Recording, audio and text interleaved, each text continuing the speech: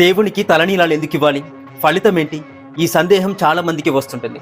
నిజానికి దేవుడికి తలనీలాలు ఇవ్వడం సంప్రదాయంగా వస్తున్న ఆచారం. తిరుమల శ్రీ వెంకటేశ్వర స్వామి వారికి కళ్యాణకట్టలో భక్తులు నేటికి తలనీలాలు సమర్పిస్తున్నారు. శిరోజాలు పాపాలకు నిలయాలని మన పురాణాలు చెబుతున్నాయి. వాటిని తీసేయడం ద్వారా పాపాలను తొలగించుకుంటున్నాం. గర్భంలో ఉన్న శిశువు తన తల ద్వారా భూమిపైకి వస్తాడు. శిశువుకున్న తల వెంట్రుకల్లో పూర్వజన్మకు సంబంధించిన అనేక పాపాలుంటాయి. అందుకనే చిన్న వయసులోనే కేశఖండన కార్యక్రమం నిర్వహిస్తారు. పాపాలను కలిగి ఉన్నందునే శిరోజాలను శిరోగతాని పాపాని అని అంటారు. భగవంతునికి భక్తితో తలనీలాలు సమర్పిస్తామని మొక్కుకుంటారు భక్తులు. ఒక రకంగా చెప్పాలంటే తన శిరస్సును భగవంతునికి అర్పించే బదులుగా కేశాలను అర్పిస్తున్నాడు అని అర్థం. తల వెంట్రుకలను తీసివేయడంపై మహాభారతంలో ఒక సంఘటన ఉంది. జయద్రథుడు అంటే సైంధవుడు, ఆ సైంధవుడిని సంహరించేందుకు భీముడు సిద్ధంగా ఉన్నప్పుడు ధర్మరాజు అతన్ని అడ్డుకున్నాడు. కౌరవుల సోదరి దుశ్శల భర్త సైంధవుడు. అతన్ని వధించడం ధర్మసమ్మతం కాదని, అందుకు